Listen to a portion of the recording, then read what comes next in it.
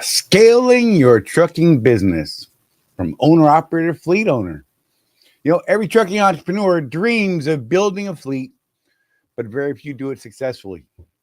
What separates those who scale profitably from those who fail? Tonight, we break down the roadmap to growing your business the right way.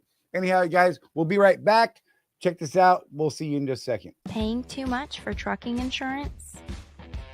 What if you could save more by making one simple phone call and keep more profit?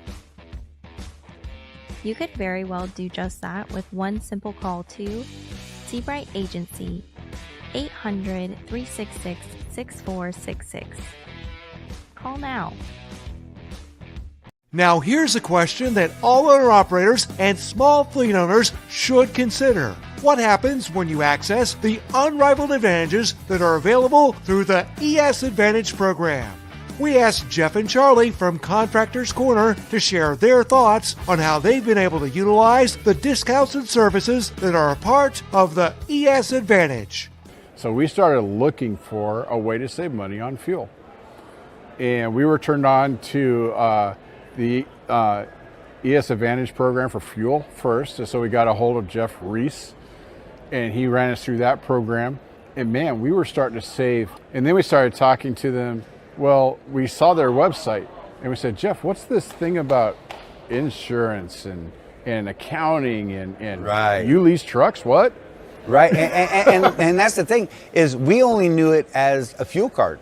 And when we started digging deeper, I mean, we ended up getting hooked up with an insurance provider, Seabright Agency, and they created an entire insurance program just for us and our people. And from that, we've learned that, now there's even more potential. There's a greater opportunity, and it's completely opened up our eyes and broadened our vision into what it is we're trying to do, which is help people do better. Wrapped with the ES community just makes that process so much easier. Now, if you're an owner-operator or small fleet owner and you would like to learn more about how you can drive savings to the bottom line of your business, the ES Advantage program has the discounts and services that deliver the kind of unrivaled advantages that are designed to help you improve your overall operation. Get connected with the ES Advantage today.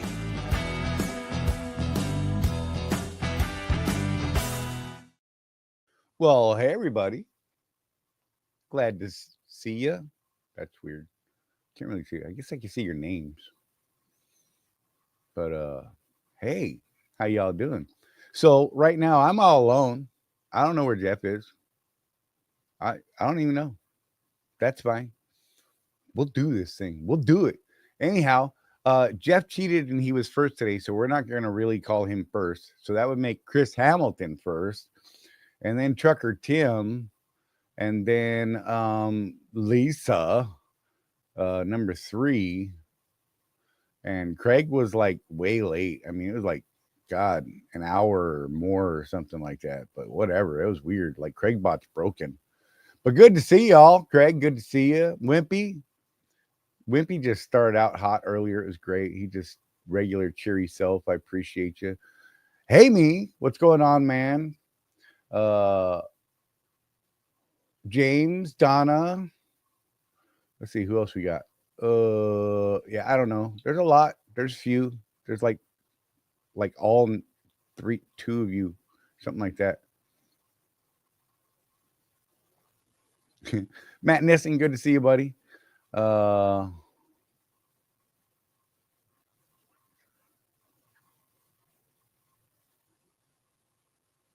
Oh my, Lisa. Never mind. I'll skip that one. I'm just saying. Good Lord. I have been down like most of the day fighting migraines and some weird dizzy thing that I had going on. So that was kind of awesome. All that started like before I had a meeting earlier, my coaching meeting, and oh my gosh. But how are you guys doing? Where's everybody at tonight? Where the heck's Jeff at? Just saying. But you know what? We'll do our thing. Glad to see y'all though. Hey, so if any of you guys know a company driver, apparently there's a decent company opportunity out there. Running Dallas to El Paso. There's one from Dallas to Memphis. There's one from Dallas to Laredo. One from Dallas to Houston. If you know anybody on the company side, you got to be a company driver. They won't take contractors, whatever, lame. It's a drag, but apparently it's pretty good, pretty lucrative. 22 to 2,800 miles a week. You're off every weekend. Yeah. Some expediters load, so they're can't be lazy. Gotta do your thing. Anyhow, I threw that out there. Union City, Tennessee. Tim's at the house. Good for you, man. The other Tim, Trucker Tim, is in Ocala chilling. Chris is in Savannah. Dennis is in Lafayette. What's up, Dennis? Sorry, man. Yeah. Chris is like no fleet for me. I have enough trouble controlling myself, right? Look, it's actually a good topic for some. It's definitely not a good topic for everybody. But, you know, a lot of people get into this thinking, hey, man, I'm going to own a fleet someday. And then they, you know, get in and they have no ideas what to do. And they're like, you know, currently eating dinner at K-Pop. Nice. So I'm going to give Jeff a couple more minutes here and see what happens. And maybe he'll show up. And I just got distracted by a crazy video on Facebook because I don't know why my Facebook is open over there, but it looks very scary. Interesting. Anyhow, so, I think it's fake. That makes sense. Anyhow, whatever, man. Lisa's north of Indy, heading to north. Okay. Hi, Michelle.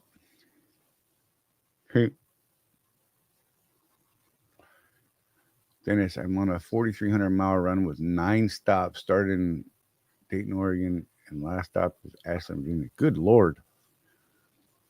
That sounds busy for sure. Matt Nissen, Memphis, Tennessee. Okay.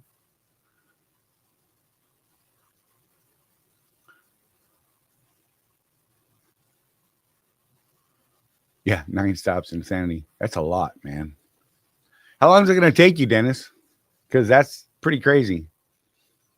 Like, what's the time sink for all those miles and stops and stuff?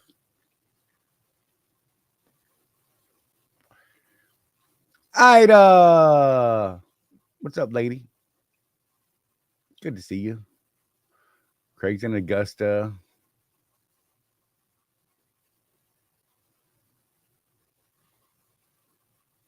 Oh, Memphis, Indiana. My bad, bro. I told you, vision issues. What the heck, Ida? Why are you going to put that up like that? That's just messed up. TK, what's up, buddy? Bah humbug to you too, sir. Anyhow, whatever. Blizzards in Minnesota. I don't even know where that is. Oh, that's in Canada. That's right. My bad. Hashtag we love Rosie more. I know the real deal, Ida. You're just methinks thou dost protest too much. I'm just saying.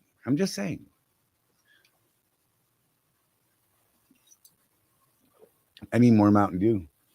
There's a problem. I only have one more in the office here. Gonna have fun in Minnesota this weekend. No, that's not fun. That's the opposite of fun. Hey, Donna, where's your man? I bet he answered your call. Just saying. So you picked up on Thursday. First delivery was yesterday in San Antonio, Texas.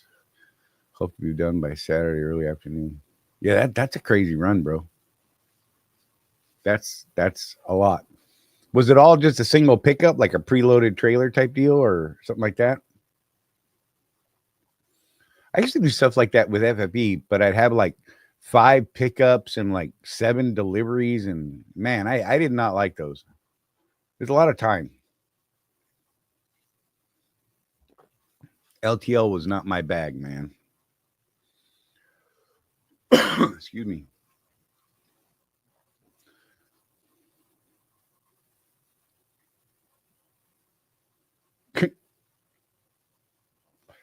I don't even understand that statement. Just saying. Jeffrey. Oh well. I don't think he's gonna show up. I don't know what's going on. I don't know what he's doing. I know he had a meeting. He might have been hung over on it.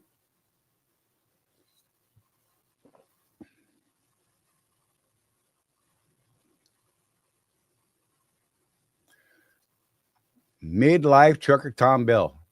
Man, you're saying something right there. And yes, abso-freaking-lutely. There's yes, all the time. Like all the time. Tom Bell said, do you miss the work ethic of those around you since leaving the service? I retired in 04 and still just can't accept the lack of pride in work. Abso-freaking-lutely. That and like, yeah, there's so many things, man. Not to mention, the camaraderie, the sense of belonging to something important, if that makes sense, right? Even guys who are non-war fighters, right? You were a part of that thing, and you were all a part of the bigger thing, and it was just, I don't know, man. Like every day, for me, it was, every day there was one of a couple things that were going to happen. I was going to do some training. I was going to go work the road and, do law enforcement stuff, or, we're going to go jump out of an airplane and blow things up somewhere. I kind of like that structure. Not going to lie. I severely miss that. To this day, even 30, plus years out, every day I think about it and how much I miss it. And unfortunately, I don't think I could physically do that stuff anymore. But man, my brain thinks I can. My body's like, nah, bro, we're done. But yeah, good one. One pickup hauling a bunch of plants. Oh, Dennis. Yeah, I did a lot of those too. God, man, plant loads were something else.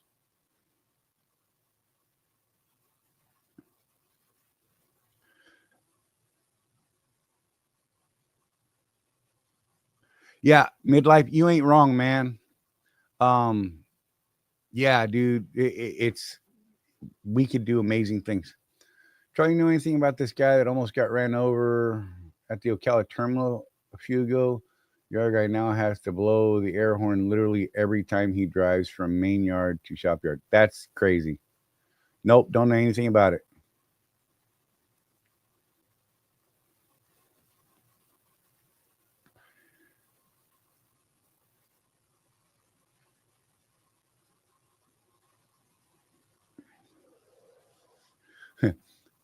Imagine if truck drivers had that work ethic. One good thing is it's easy to excel as a truck driver in today's culture. I think I agree. Yeah, the esprit de corps. That dude, like we could do a whole show on that, man, and my thoughts and feelings. And I think Jeff would chime in if he were here, but he's not. So there you go.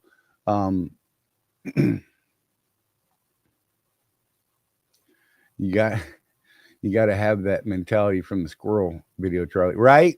I got you, man. Dude, that was funny, by the way. Except I was like yelling at the squirrel the whole time. Whatever. And here goes Wimpy with his cheery disposition. Work equals slavery, and we're all slaves. Let the slaves choose their own occupation. Wimpy, I ain't got it in me today. Just saying. Gonna throw that out there for you, buddy.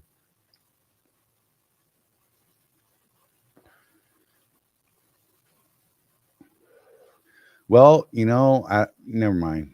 So anyhow, let's talk about this stuff. I'm going to try and dip into some of this stuff. We got to get moving. So a lot of people, transitioning from owner-operated fleet owner is a big step, but it doesn't have to be overwhelming. Whether you're looking to add a second truck or build a multi-truck operation, you need the right strategy. We're going to try and dip into tonight, financing, hiring, operational scaling, the pitfalls to avoid so you grow profitably. And, some of the things that we see, people look at it and they're like, oh, there's this increased revenue potential with multiple trucks, ability to step out of the driver's seat and focus on business growth, and more negotiating power with shippers and brokers, if that's your bag. Challenges that stop truckers from scaling, though, lack of capital and financing options, not managing your money well, poor business structure leading to financial instability, and struggles with hiring and managing drivers. I can tell you that is a huge thing. Let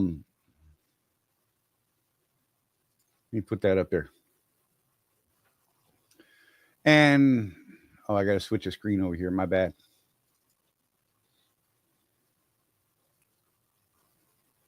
Bear with me.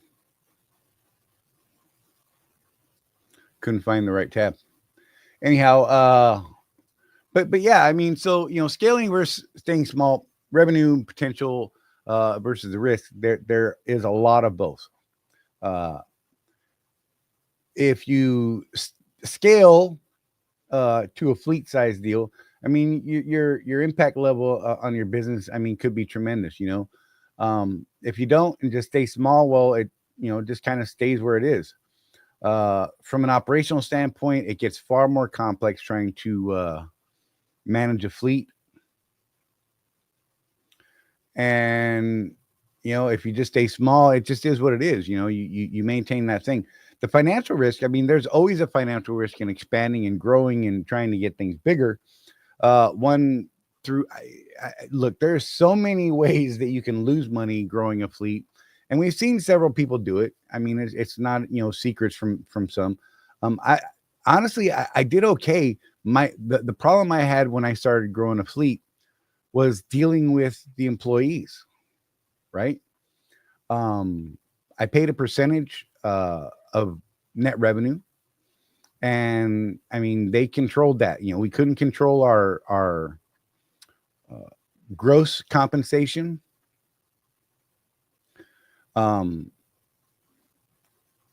But it's but they could manage things better, and they could actually increase their income by, doing things like getting better fuel mileage, just like, we as a solo operator might have to do, managing those expenses. So I taught them how to manage their expenses. And they're like, well, I want more money. I'm like, well, I don't know what to tell you. I mean, if you're running crazy miles, you're idling all the time or what have you, and those sort of things, then yeah, you're going to impact your bottom line.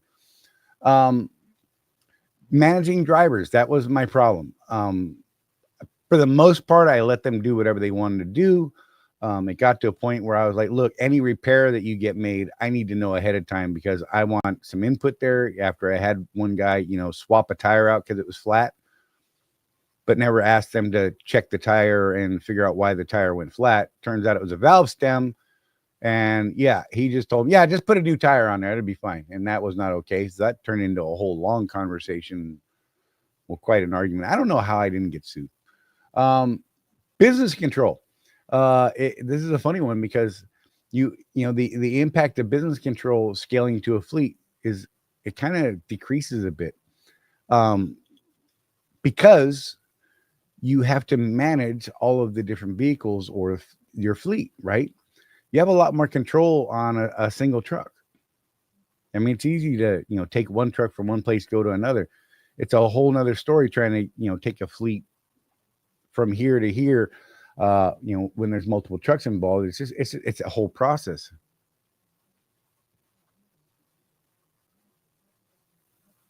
Yeah. Midlife, risk getting things bigger. That's what she said. Right. But the truck goes 70 miles an hour. Why shouldn't I run foot on the floor? Exactly. And, I mean, these guys actually understood it, but then they're like, well, I want more time off. I'm like, okay, cool. But you understand that that's going to impact your income. And I just got tired of it. I'm like, look, I gave away my trucks. I'm like, they were, a couple of them were lease trucks, and I am like, here, so you can take over the lease, or you can go find someone else to drive for, or you can go, contract back on the Swift, become a company driver, whatever you want to do. I'm out. come, you know, a certain day, I am out and I won't be here anymore. So you got to figure out something. One of my teams actually took one of the trucks and did quite well. And that's fine. But I mean, have any of you guys been thinking about growing a fleet, you know, and what's the biggest concern you have holding you back? I'm going to get rid of this thing on my screen because it's really big. Let me take that one down too. But, you know, how many of you have actually thought about it? Hey, Life on 18 Wheels, what's up, man? Tried to call Jeff over the weekend. Yeah, Dennis, I don't know.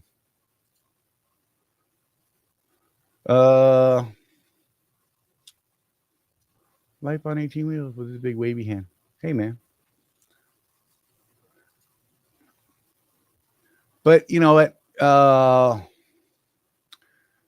If you're actually actively thinking about doing this and growing a fleet or thinking about it, you know, there are some things that you're going to need to do. Let me throw this one up here. Let's put this one up. So understanding your startup costs, truck purchase, insurance, permits, maintenance, etc., all those things. Exploring financing options, bank loans, leasing versus buying, alternative funding sources, creating a cash flow plan to sustain your business growth, right? Excuse me. But that's going to be your first step. I mean, those are things that you're going to need to go through. Your next step, you know, creating a structured business model beyond just owning another truck, right? Implementing software technology for dispatching if you're going to be doing your own dispatching and invoicing and fleet management. There are a lot of considerations here as far as how you're going to do it. I mean, if you're going to try and build a fleet at a mega, you know, that's a completely different type of deal. If you're going to try and build a fleet on the outside with you know, under your own numbers or, you know, maybe under the Landstar model, it's a little bit different. Well, that was cool. That changes things, right? Excuse me. My sinuses are nuts right now. But then you got to worry about setting up compliance and safety measures for, you know, your fleet expansion and that sort of thing. Hey, Jeff's here. Hi, Jeff. Got no mic yet? Hey, man. Hey, man. What are you doing? Oh, you know, scheduled a Zoom meeting and then went over. Right. But that's cool. Anyhow, we're if you're, you know, happen to be following along, we're in that segment 2 section. Anyhow. So we're talking about scaling today. Yes. And but following this deal here, you know, I can't see that big enough on my screen. I gotta bring it over here. So you know, we put this little checklist together. Get your finances in order, right? Establish systems and processes. Set up your compliance and safety measures for expansion. I mean, these are all things that are going to be important. Hire the right drivers and build a retention strategy. What are you going to do to keep the drivers once you do get them? Where the heck are you going to find drivers to start with, right? You got to get this. I actually think this should be higher on the list, and I should probably move that, but I'm not going to now. You need to transition from driver to business owner mindset. That should be number 1 already. In fact, you should already been there before even making this thought. So whatever, that should definitely be at the top. My bad. Leveraging technology for efficiency and growth, right? How are you going to expand your customer base with direct contracts? That's a fantastic one, because that's where money, the true money is with your own numbers. Chris called you a cheater, pumpkin eater. Yeah, optimizing your cash flow. You know, if you can scale and increase, and do it debt free, man, you're off to the races, way ahead of most people in this situation. And wait, here's something that a lot of people don't think about, because they're like, oh, I want to build a fleet, but develop an exit strategy, right? Like I says, develop an exit strategy for long-term success. and seek expert guidance and continuous learning. Jeff and I are always constantly harping, learn, surround yourself with people that are doing the things that you would like to do or have done and can tell you how they did it. They can tell you what went right. They can tell you what went wrong. I mean, there's so many. Yeah, man, I've learned so much from people over the years, bro. Right? I remember the first big one was I was really just brand new. I think I was out for 3 weeks when I met this dude. I think you've heard me tell the story before, Charlie. This dude and his 2 sons ran an operation where they hauled for the United States Navy from the East Coast to the West Coast and back, small boat transfers across the country. And he was telling me how he did what he did, and oh yeah, you're a Swift now, but man, you get build those relationships, and someday you'll be like me. This, that, and the other thing. Right. And he was able to pay himself and his 2 sons 6 figures a year doing that. And I asked him, so how do I get into that? He's like, well, if I told you that, then I'd have competition now, wouldn't I? Right. But he did. He taught me about how the business side of things, because I told him my dream was to be an owner operator. That's why I went to Swift, right? How to avoid some of the pitfalls. This old guy, to my 34-year-old self, was like, Right. And he was a dude that was doing better than me. And so I asked him, how you doing? What you doing? Now there's also value, even though you've heard me say, don't listen to people that failed, but there is value in that. Absolutely. If you're looking for lessons. You talk to some of these guys, oh, don't be an owner operator. I did it and this happened. Oh, tell me more about what happened. Right. See if you can't avoid that pitfall.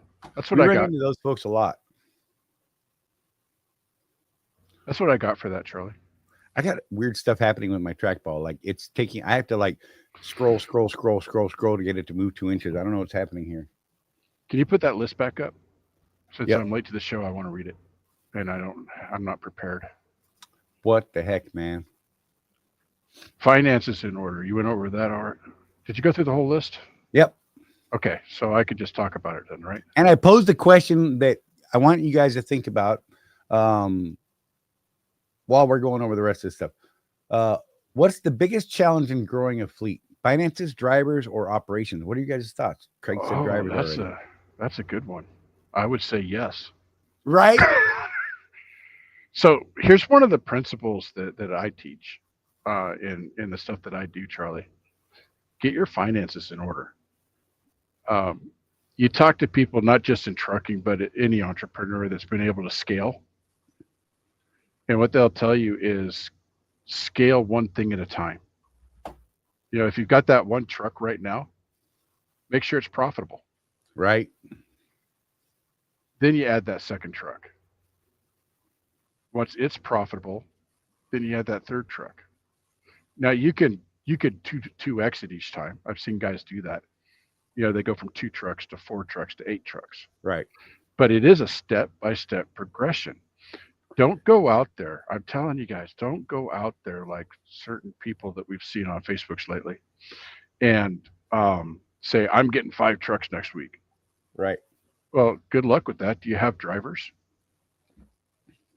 Trucks cost money when they ain't sitting doing anything. Hell, they cost money when they are doing stuff. Yeah. Hiring the right drivers and build a retention strategy is a tough one, I think. Yeah. Especially at the megas, if you're trying to recruit out of their driver pool. You might be talking to someone in a driver's lounge. Hey, I got this truck that needs a driver. You interested? Well, you don't know that guy. Now, they might have been vetted by your carrier already, so there's not all of that. Right. But you still don't know the guy, right? That's an issue. That's a leap of faith right there. I'll tell you what. No doubt.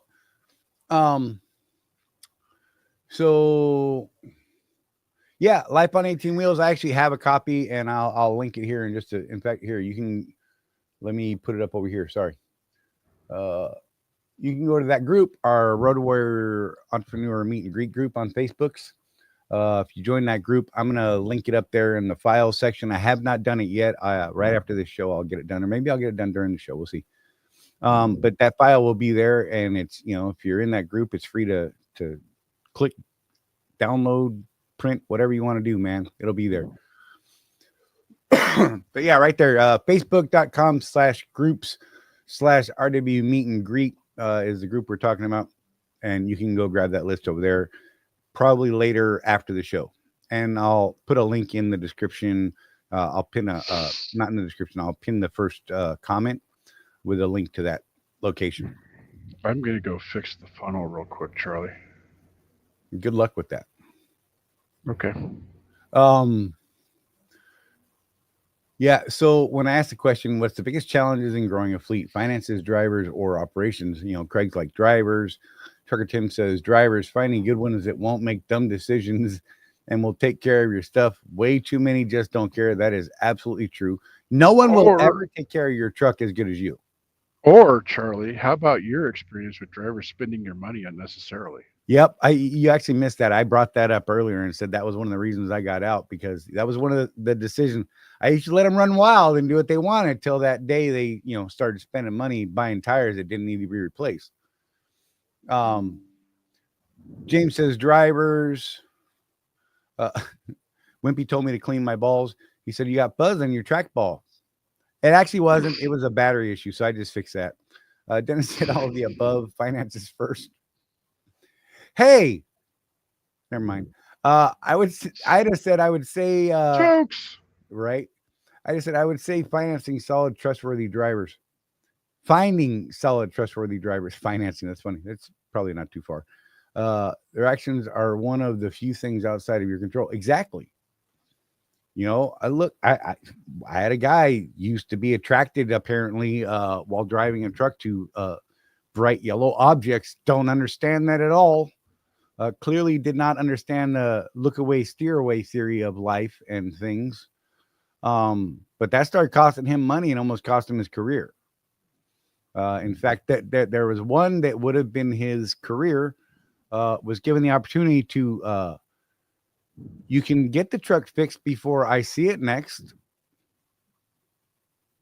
out of your pocket, or we can report it to the insurance, and that will probably be the nail in your coffin. And he chose to fix it out of his pocket. Right or wrong, that's how it went down. Decision had to be made, and decisions got made, and things were taken care of. But he was he would focus on yellow things and smack them. I don't understand it. I'm like, that's the last thing I want to do. But yeah. So and Ida can actually speak quite a bit to this, because she does run a large fleet, not as a business owner, but as a, company management type person. And, she runs, gosh, I don't even know how many trucks now, Ida, and how many drivers, but, it's quite a few. And there's a lot involved in that. And, and if you're going to start getting much bigger, what are you going to do with your, you're going to have to start thinking about staffing and things like that. How are you going to manage it all,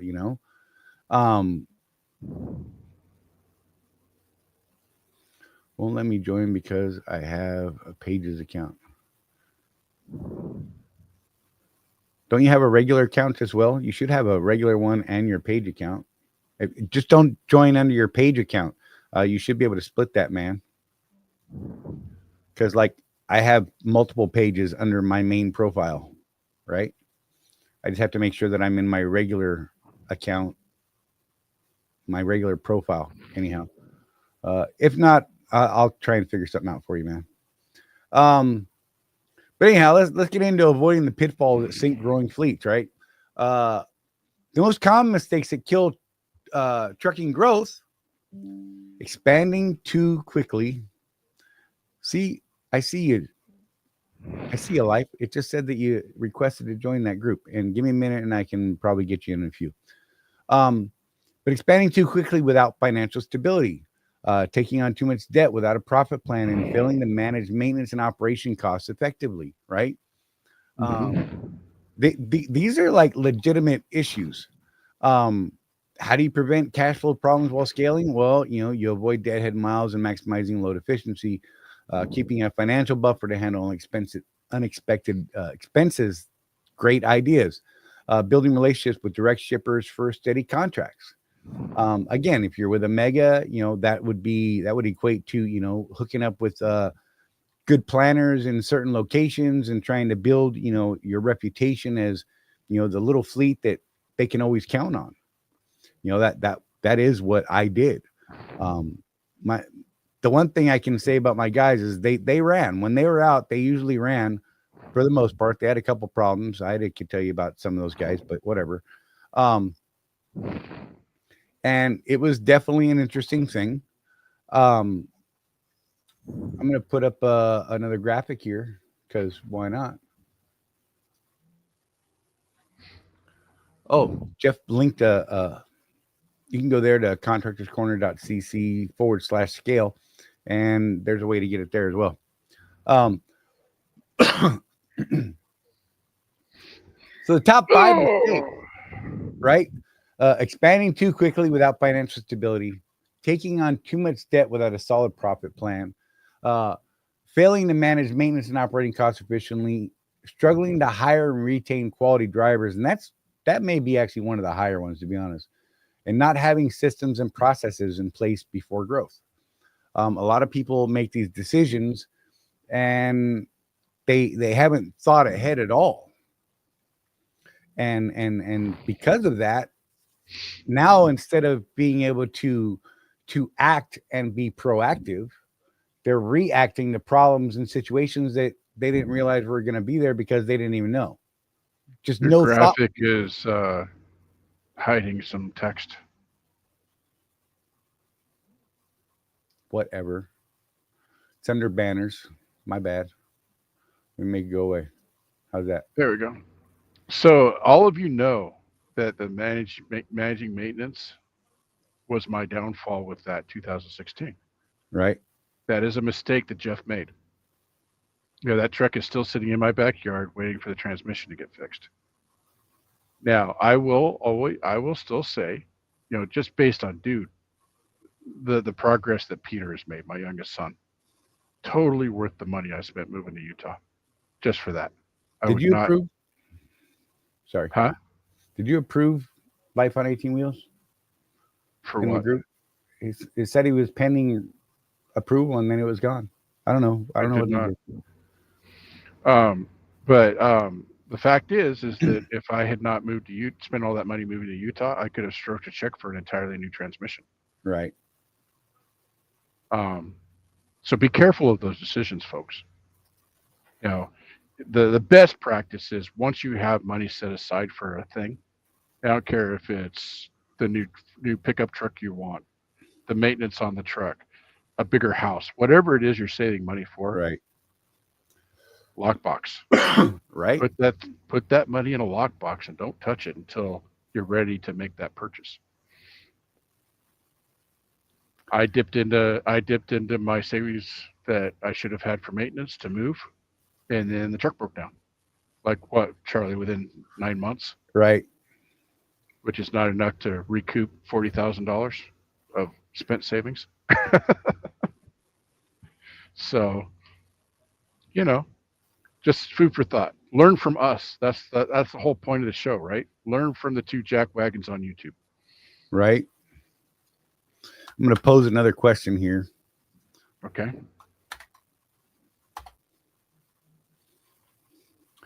What's the biggest financial mistake you've seen trucking businesses make when trying to grow? Jeff and I got a couple we could probably talk about here. And if any of you guys have any experience in that, I think seeing things happen, let us know. Man, I think one of the biggest ones is leveraging too much. Right. Too much debt. You look at the freight business right now. We're still in the middle of a downturn, and it's crazy. It looked like we were turning around there for about 2 minutes, right? And then it went right back down. I would say that there's a lot of debt in the industry. That big boom during COVID, right. A lot of people borrowed a lot of money for new equipment, and then the bottom fell out, bankrupt overnight. Consider the risk of debt. I'm a big Dave Ramsey fan, but where he and I part ways is on the discussion of debt, Charlie. Right. I think there is good debt and there is bad debt. Um, if you're going to leverage yourself to grow your business, do it smart. Don't overextend your credit.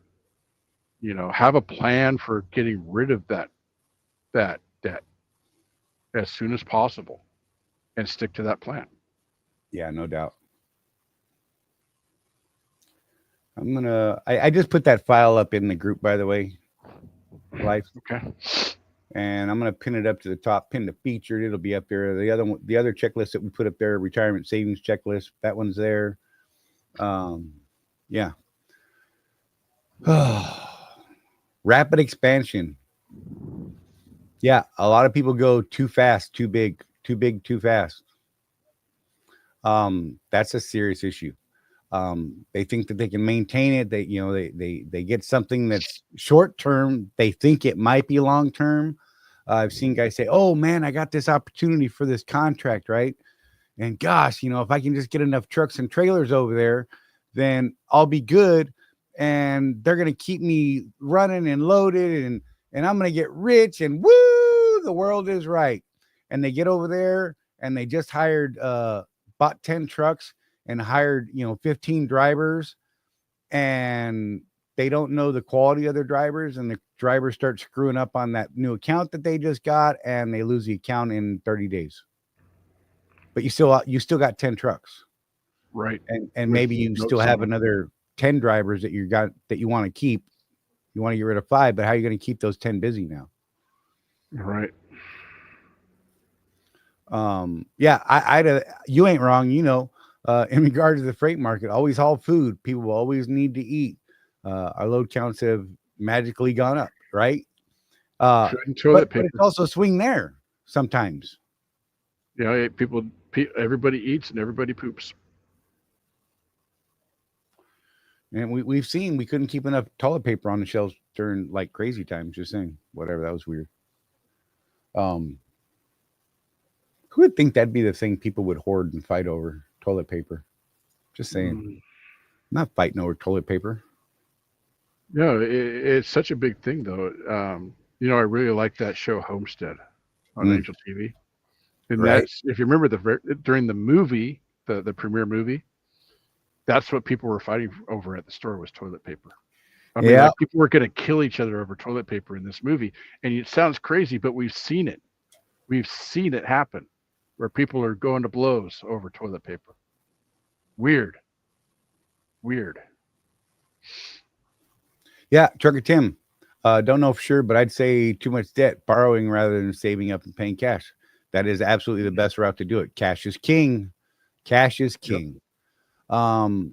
And yeah, again, also not having a rainy day fund. I mean, these are things you definitely need to think about long before you make that transition.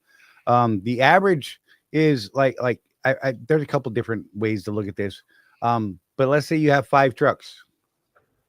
You can count on at least one of them being down at all times. Whether it's repairs or maintenance or time off for your drivers, you at any given time may only have 4 trucks producing revenue. Even though you've got 5,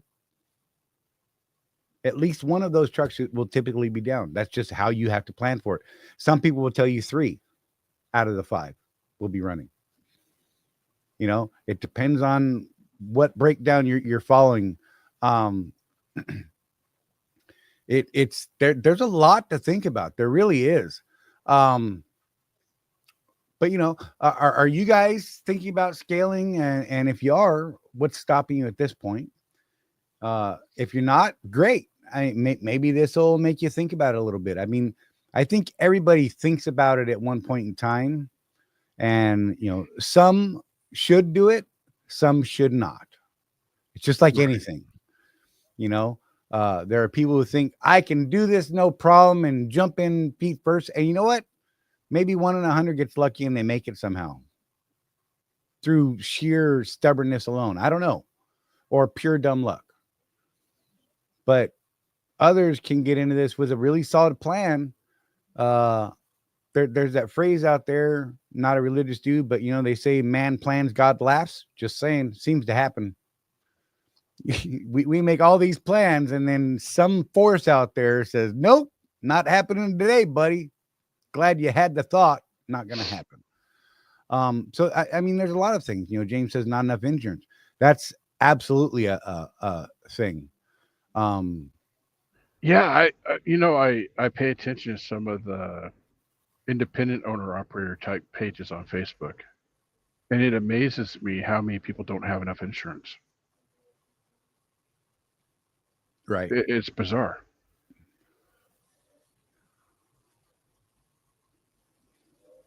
Yeah. So Ida says she's got 38 trucks. They have 4 to 5 extra, and sometimes that's not enough. Yeah. But then, I mean, the reality is some days there's not enough for those, right? So there'll be, a day or two here and there where we just don't have enough for the ones that are there, or we get this crazy boom over there at Target, and it's a trip, man. I'm waiting for chat to catch up. Yeah, Trucker Tim, 10 per week over the last 3 weeks. Probably cost too much to them. He was asking the question. The load counts haven't gone up enough to offer day runs for solos, have they? Anyhow, but yeah, I mean, there's a lot of these things that you really got to think about. What's been your biggest struggle in hiring, managing drivers if you have made this leap? I've already shared what my deal was. I went the lease route for the equipment. I had a completely paid for truck, and I leased the trucks that I was, putting out as my fleet. Because no matter what, I can take care of myself with the paid for truck, right? Gave myself a little cushion. That's not always an option for people, and it's probably not the best route. No, it's not the best route, but it was a route. And my problem was keeping those drivers happy, because at some point they think they should make more money, but the rates haven't gone up. And when they do go up, inflation goes up with them. So you don't even see that. You don't see the increase because it feels like you're still doing the same thing, because as the rates went up, so did inflation. So you're still just doing that thing, So that's a hard thing. And if you have done this, what's the one thing you wish you knew before trying to grow? Hopefully we've covered some of that now, and you can get this, this is by no means a definitive way to scale your business. This is a way of starting the conversation, getting your mind to look at what the possibilities are. I think Jeff would agree with that. And just trying to get you moving or thinking, because the more entrepreneurial your mind is, the more opportunities you're going to see appear. And if you're already thinking about some of these things and you have some of these things in place already ahead of time, when those opportunities arise, you may be able to act on them instead of reacting to them. Right? And action is always better than reaction, because the time delay between, being the person that gets to act and the person that has to react, there's a lag between those two, and the person acting is always quicker. And sometimes that short boost, that already being ready for something to happen, is the difference between maybe you getting a contract and someone else getting that contract. If you have a way of doing that, then it's all good. I got 1 second. I got a granddaughter coming in the room. What, baby? All sorts of fun. What? What's that, baby? A walk? What? Oh, let's see here. Babe, I'm doing a show, okay? We already did Ida's thing. We got Trucker Tim. That's hilarious. I love her. It's okay. My gatekeeper. Rosie's like, sorry. Jenna snuck past her. That was great. How to become a millionaire in trucking. Start with 2. I tell that to people all the time, and I think it's hilarious. It's a funny thing, but there is a legitimate way to do this. Yes, there is. I mean, there is enough examples out there that we've all seen, And there's quite a few out there that people don't realize that are. Well, one of the mistakes that we see people make is they don't treat their trucking business as a business. They don't have a business plan. They don't have processes in place. They don't have a plan for expansion, and they don't have an exit strategy. Those are all components of a legitimate business. Right.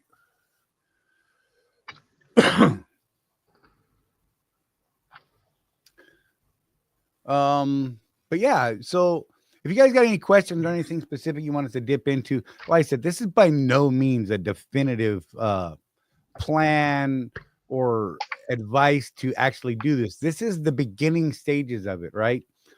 This is something that we're tapping around the tip of the iceberg.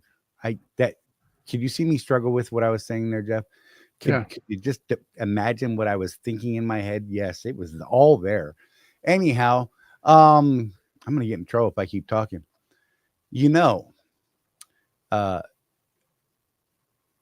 At the let me do the professional thing, Jeff. Ready? Okay. Let's do it. At the Road Warrior Entrepreneurs, we help trucking business owners grow strategically and profitably. If you're ready to take your business to the next level, join us at rwedrive.com. Let's build your fleet the right way. And we would absolutely love to be a part of that growth if that's something that you're legitimately thinking about doing. We've got people over there that have had some experience in it, some others that have had good or bad experience. And we will definitely help you flesh out a plan to do something like that. With that being said, right after this, we're going to be right back, and we'll take whatever questions you guys have. And Jeff, be right back. You're either running your business like an owner or like an employee. And if you're stuck in that employee mindset, you're leaving money on the table. Company drivers wait for direction. Business owners create opportunities. Company drivers chase miles and just drive. Business owners chase profits and know their numbers. Want to run a real business? Start tracking your numbers. Know your cost per mile and start saying no to bad loads. Drop "I run a business" in the comments if you're done thinking like an employee. If you want to take this mindset shift further, join the Road Warrior Entrepreneurs community at www.rwedrive.com, where we have profit boosting strategies, coaching calls, and real road warriors winning together.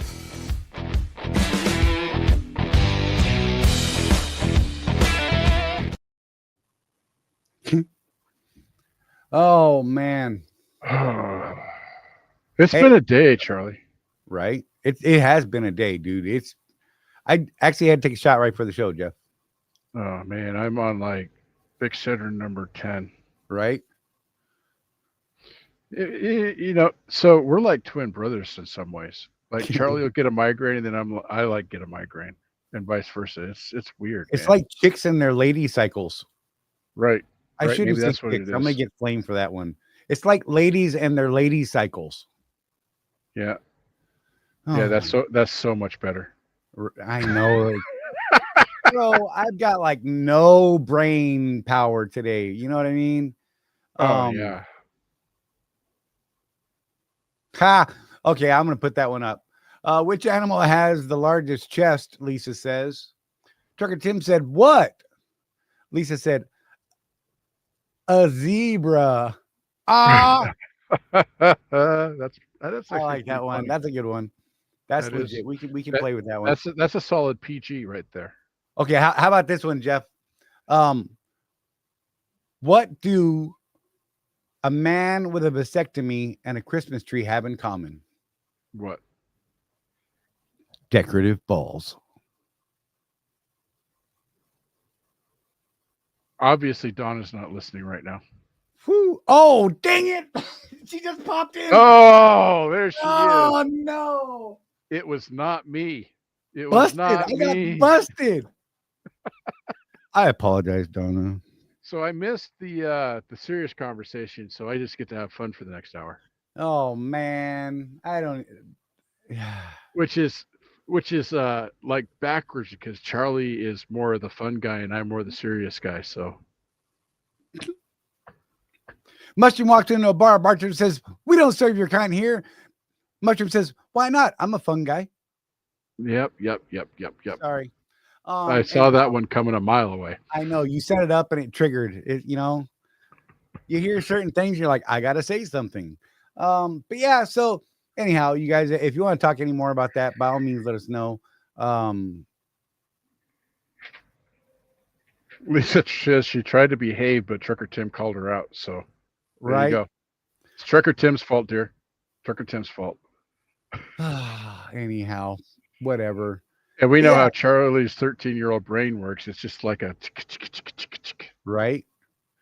It's dangerous, man. It's dangerous. I am feeling better, Chris. Thank you. So my migraines are different than Charlie's. Charlie's is because of his neck injury and stuff like that. Mine is more traditional, so I'll get that like spike in my eye, and boy, it just throws me for a loop, bro. You need one of these, bro. I'm just saying. That's okay. You just jab yourself. Yeah, I was kind of worried that I was legitimately sick earlier today, man. So I had did to I. go get some. I had to go get some halls of medicine at the truck stop here. So we were in our coaching meeting earlier today, and I literally couldn't even tell them, Jeff and Josh, that I had to walk away from the computer. Now, Yeah, he texted us. yeah, I physically cannot throw up, but I get nauseous from time to time, right? And if that triggers, then I go through the motions of throwing up, but I can't physically throw up, and it's terrible. Because when you can't get it to go out, it's horrible. You just strain every muscle in your body, and I mean every damn muscle. And so I had to type a message. I'm like, hey, I'm nauseous and dizzy, and weird things are happening. I'll be right back. And oh my gosh, it was something. Today's been a day, man. I don't know. I thought about it. Maybe I had a whole slew of things going on today. I didn't eat breakfast this morning, Jeff. I slept late. I got up. I didn't eat anything. Jumped right into getting our business done. And I think that may have had something to do with it. Plus, my neck was screwed think of it. The only thing I've had to eat today, when I went in to take my shower, they were giving away free samples of their burrito. I think that's all I've had to eat today. Right? Huh. That's the other thing that people that don't have migraines don't understand. You like forget to eat. You forget to, it's a weird thing, and you don't even realize it. Like just now, I was thinking, hey, wait a minute, I haven't had anything to eat today either. Which probably it's like it makes things worse. It definitely is a contributing factor, right? So yeah, I'm back out on the road, Chris, for now. I got my DOT physical coming in about 30 days. I don't know, man.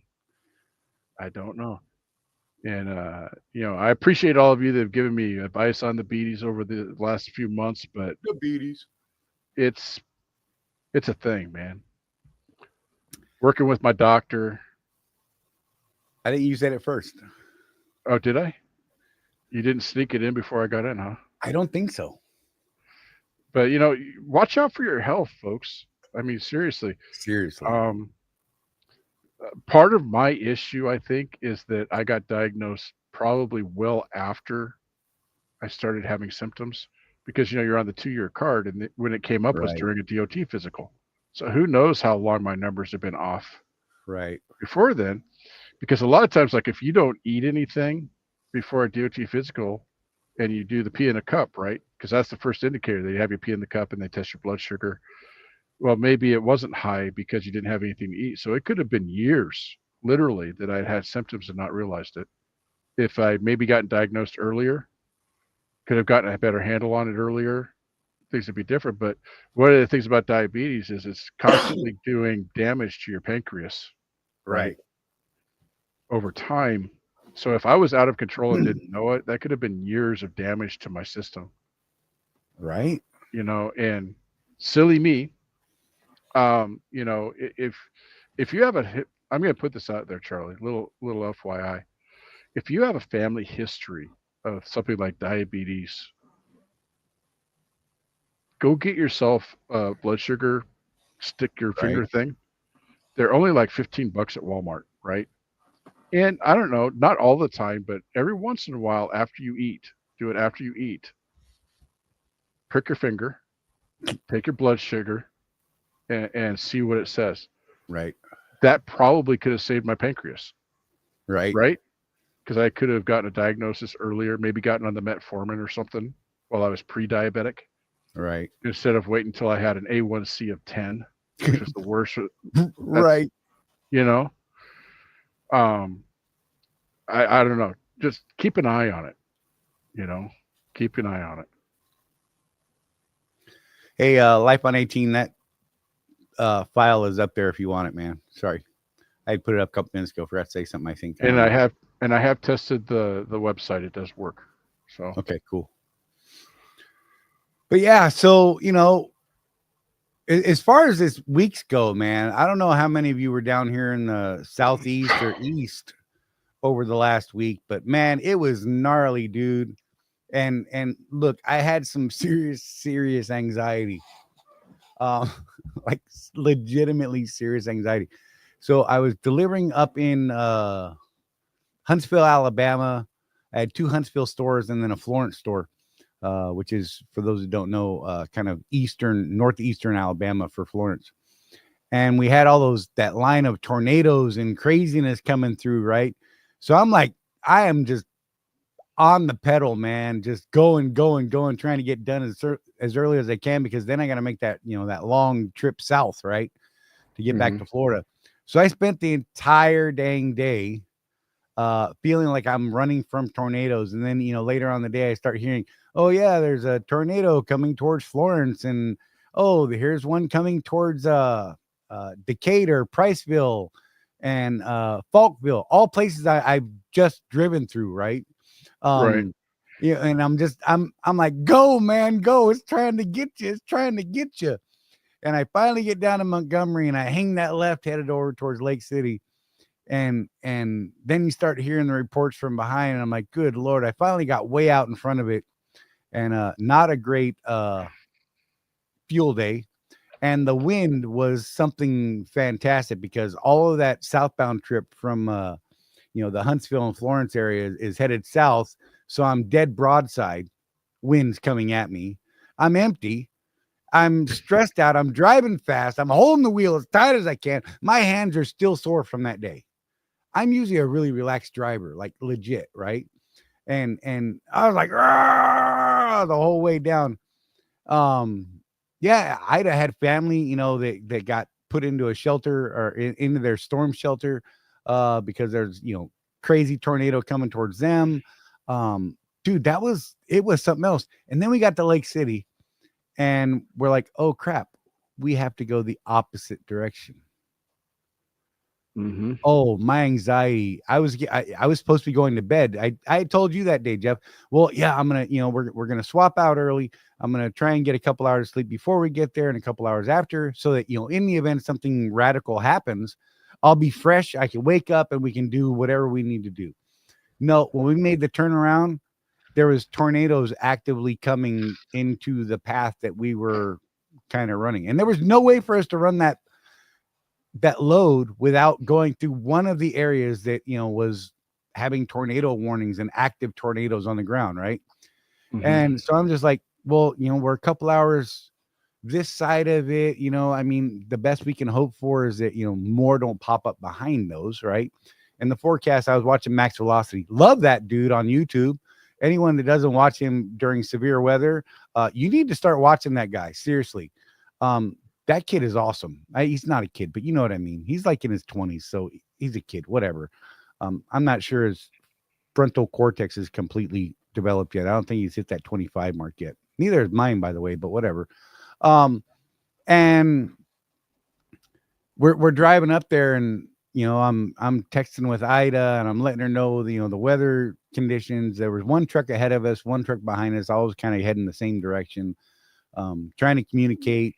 And we get up, we're getting ready to start making that right turn off of I-10 on the 231 up through Dothan and Ozark and Troy, Alabama. And there's a ginormous tornado wrecking Troy, Alabama. It was something else. Luckily, it all, not luckily, but I don't even know what word to use. It touched down north of 231. So it didn't affect us a ton, but it was close enough. 231, like there's a Walmart. If any of you guys have driven through there, there's a Walmart off of 231 that trucks like to park at. and they were all trapped in that parking lot because the power lines were ripped down. There was stuff everywhere. Rosie went through. There's emergency medical and emergency first responders driving around everywhere looking for people and stuff and things. And oh man, it made for a long couple of days. And of course that sleep deficit did not do good things for my mood or my neck. And then I was telling Jeff today about this.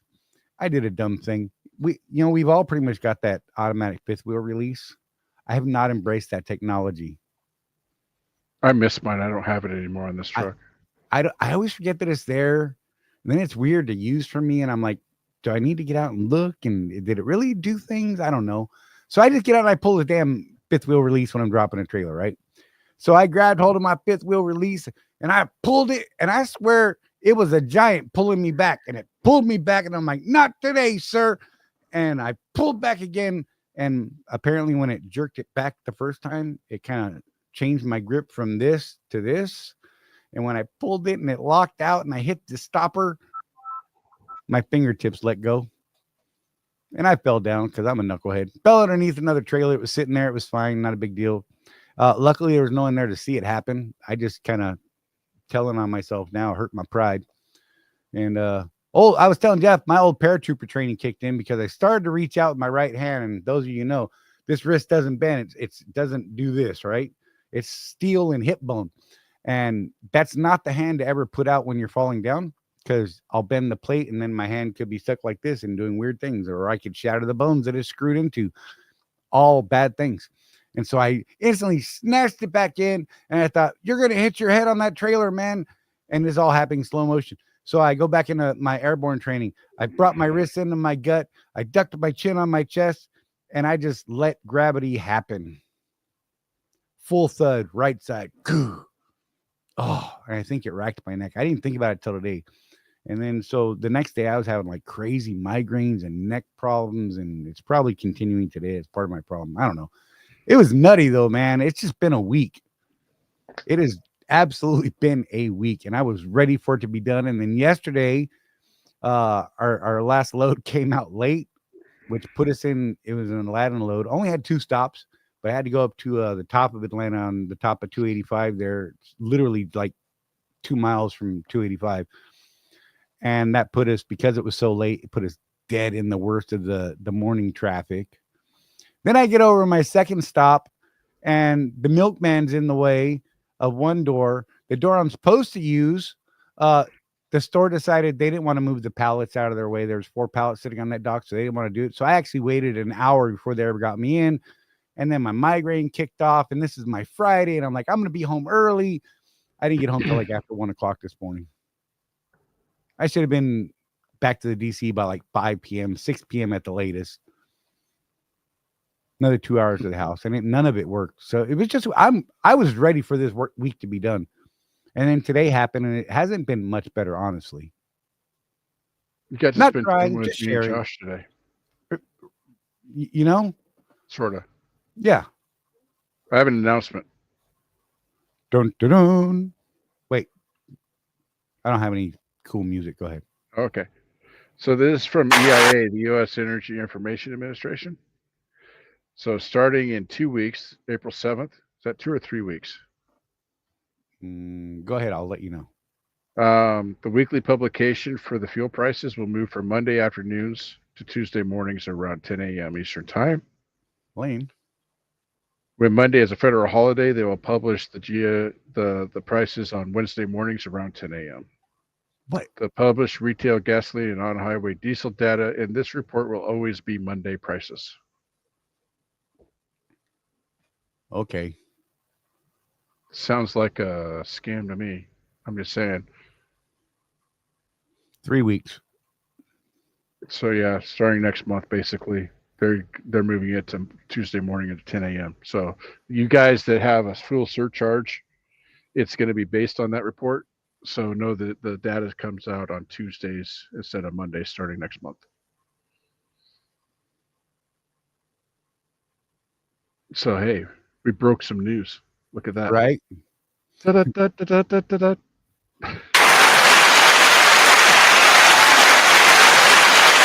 Chris says I need to wear my Kevlar.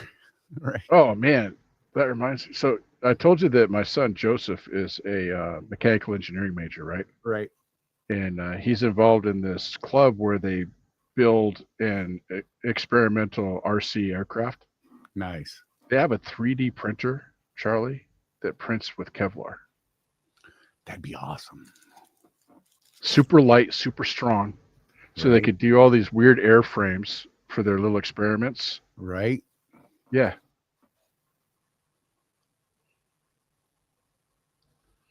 That's not the point, Trucker Tim. The point is we want to complain about the government. Yeah. I doubt that we'll really have much of an impact. I mean, it's one day. You're right. But hey, let us complain about the government. Government. Damn the government. America. Here, I'll piss someone off. Go for America. Oh man, I wanted to go out. I forgot all about it right before the show. That capsule was supposed to be landing out here in the Gulf somewhere. I thought maybe I could catch a streak across the sky, and I didn't go out because I'm a big crybaby. Oh, so in other news, so I'm gonna offend half the people again. You ready? Do it. So Elon Musk's personal AI that he had developed, Grok, Grok, is set for public release in the next few weeks. And I don't know about Apple because I'm not an Apple guy, but I signed up for the pre-release registration on my Android phone. So when Grok goes online for everybody, I will have access to Elon's AI. From what I understand, though, be careful on the settings. That's all I'm going to say. Right. I thought you're going to go there. I was like, People who know. If you listen to Joe Rogan at all, you know. IYK. Yep. Yeah, Max Velocity, he's my dude. I ain't gonna lie. Cali Hustle says Ryan Hall. I like this kid Max, man. I do. So I watched him when I was in like Florida 26 for that. hours out of 36. Well, it's called Grok. So yeah, it's she has like 5 different personality settings. Select them at your peril. Right. I'm just gonna say that. So, no. Apparently, though, it's open source. Old Elon, I heard the interview with him on Rogan a few days ago, and it's open source. And the reason he developed it was because he was torqued off with ChatGPT going from open source to closed source. He feels like it should be an open source product, not for profit. And so he said, well, up yours, GPT, I'm going to do another open source one. And he did. So kind of interesting. We're digging what we use AI for, aren't we, Charlie? Yep. It helps me write stuff. If you guys have seen our shorts on YouTube, Donna does those for us. And what it is, it'll take this 2-hour-long show, right? And the AI will actually analyze the whole show and pick out talking points that it feels are relevant and interesting and make 2-minute shorts out of them. I develop ideas with AI. Like I'll have a plan. I'll say, hey, I don't know, as an example, I don't even know what to do. Let's just say I want to start a business on basket weaving. I could go to an AI and say, hey, I'm thinking about starting a business for basket weaving. What are some of the steps I might take to get that business off the ground? And, what kind of knowledge might I need beforehand? Right. And it'll start putting out data and information. It scours, its database for information. It finds all the relevant information, crams it all down, says, hey, these are probably the key points you need to work on. And then you say, okay, well, this point number 1 here, that sounds interesting. Can you explain more into that? And it's fantastic, man. And you're almost having a conversation with someone who's smarter than anyone you could ever meet in your life. Yeah. And they could help you with so many different things. Oh my God. Yeah. I had to do a legal disclaimer for our website, and I actually used Google's Gemini for that. Right. I explained to it what our business was, what our concerns were legally, and this was for our partnership with Seabright, that the website we developed for that. Told him these are the concerns we have legally. We need to be careful about what we say, that yada yada yada, and that was the prompt.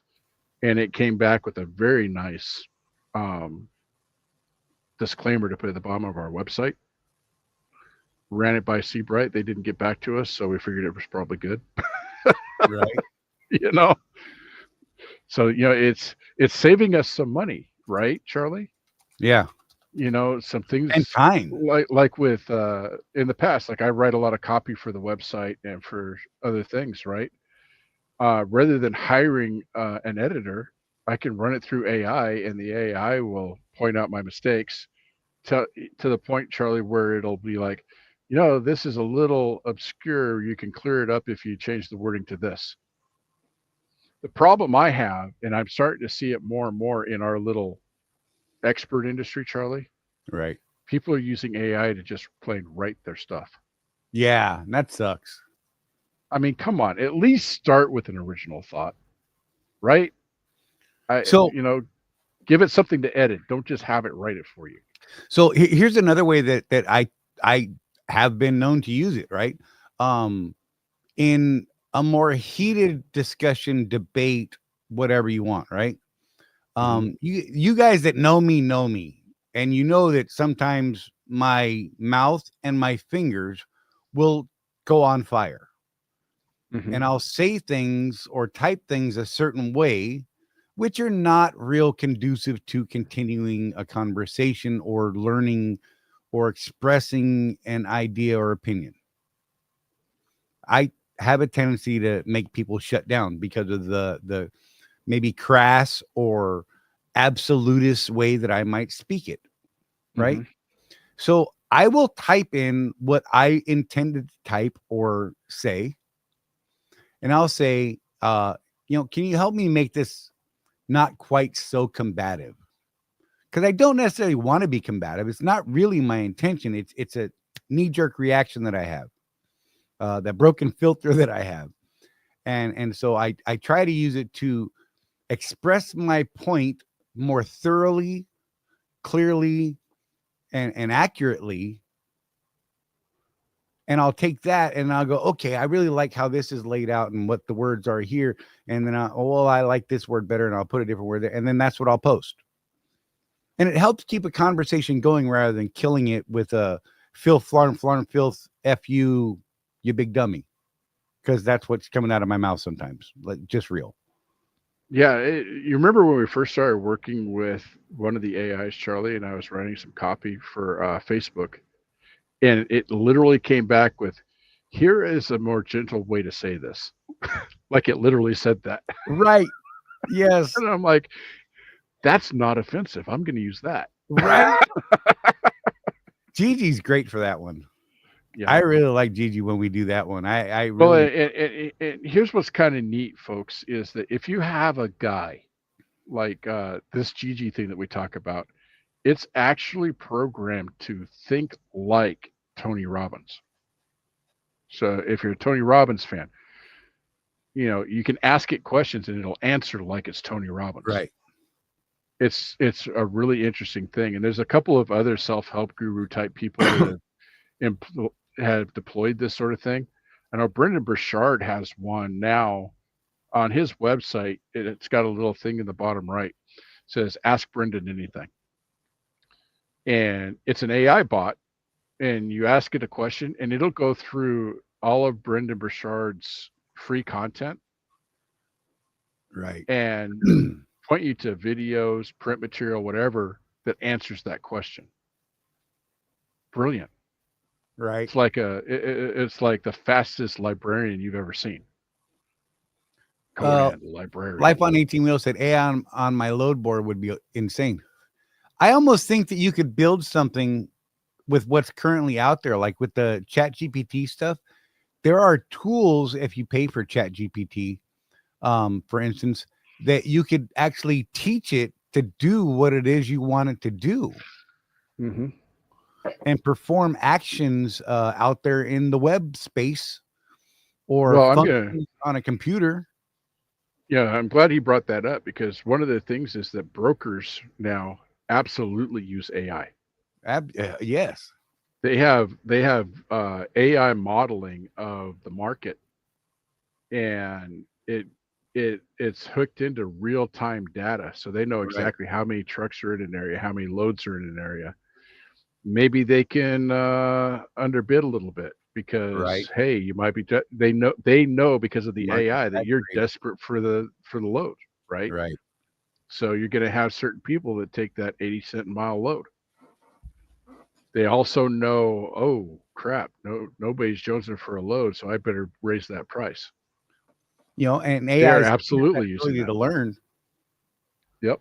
Right. So, I mean, let's take, for instance, if you start programming or teaching your own AI, hey, these are the types of loads that I'd like to pull on a regular basis in these types of lanes at this type of rate. What might be the best time of day to seek out that specific set? Mm-hmm. Right? Because it can over time say, over the last 30 days, the best time to get the load you're looking for is at 12:15 on Monday. Mm-hmm. Right? Or, what have you. I mean, as scary it is to say, I don't see a ton of limits to ways you could use it to help yourself. And I can see a limitless way for people to use it for bad things too. So that's the scary side, if you ask me. But Well, that's always the case, isn't it? right. I mean, that's every tool. I mean, you can use Einstein's equations to either power a city or blow it up. Right. Your standard sawzall for you woodworking construction type folks is a fantastic tool in the right hands, in the hands of Dexter Morgan. Not so much. Different. Well, it depends on how you look at it. Right. You know what I mean? I didn't even know where I was going with So that. that was one of the things that Elon said during the interview. He's like, so you know how hard it is to listen to that guy sometimes, right? He's Right. like just kind of going off on AI. He's like, so if we're gonna be honest now, we're literally in the script of the Terminator. Right. And so, of course, Joe Rogan asked him, well, what do you think the odds of that are? And Elon's like, well, I think it's good. We got about an 80% chance it'll turn out okay, but that leaves 20% chance that we're all screwed. Right. So whatever, But it is a fascinating. I think we're going to see some huge advances in technology over the next few years. Right. Some Scary good, some not too good. It's all in a matter of implementation. Checks and balances, such as those in government, which haven't been great over quite some time. If the checks and balances are used the right way, I think things could be okay. But there'll always be those that push the boundaries and step out of line, and bad actors and all that. I don't know. Well, you can control what you can control, and you can't control what you can't. Focus on the things that you can control. Exactly. I remember hearing that earlier today, Jeff. I don't know where. Some smart guy was saying about that. Two extremes of the internet, and everybody knows I'm religious, so it's okay for me to say this. On the one hand, people use the internet to preach the gospel of Jesus Christ. I would say that's the far, far extreme good. On the other hand, some people use it for human sex trafficking. Two polar opposites. Right. Technology is always going to be that way. Yeah, it's definitely a trip. I mean, and the routes people can take with certain things, it is what it is, and it's just up to the good people to hopefully keep control of those black jobs. Yeah, I mean, it's like I'm always telling my kids, Charlie. I've got 3 teenagers in the house now. Ugh. Yeah. Ugh. I don't envy you, sir. Stop it, Mom. Peter's doing whatever. Okay, right. So you do have a room with a door on it. Exactly. You could choose to not get involved in what your brother is doing. But no, you are choosing to have an argument. You know, that's Choose well. it's like people, you have the right to remain silent. About 999 times out of 1,000, you should use that right. Yep. Just shut up. Sorry. Um, whatever. Hey, if you want to see that in action in a Hollywood setting, the first episode of the first season of the show Reacher. Yeah. Jack Reacher does not speak for the first half of that show. Right. And it drives the sheriff that arrested him nuts. Right. It's hilarious. I don't know, man. Teenagers' life, whatever. How did we get here? I think this is what I love about That's the second half of the show, bro. Right. I love this. This is where it gets super interesting. I mean, I like putting out the information on the first half. I do. I really enjoy it, honestly, because I feel like, we're putting out some legitimate good content for people on specific subjects. But I really dig the second half because it's fun, because it's unscripted. It has no outline for it. We just go where our brains take us, and sometimes it's great and I don't get in trouble, and more times than not I end up in trouble somehow. Yeah, so Craig, right now I'm not loving Reacher. You know why? Because I thought, silly me, Charlie, that they had released the entire season all at once. Nay. Right. I got 4 episodes in and it's not done yet. Yeah. I'm watching a show right now called The Pit. I thought it was like a full season out already. No. I honestly didn't even dawn on me it was like a CBS show or something like that. It's a Paramount and CBS show. Mm-hmm.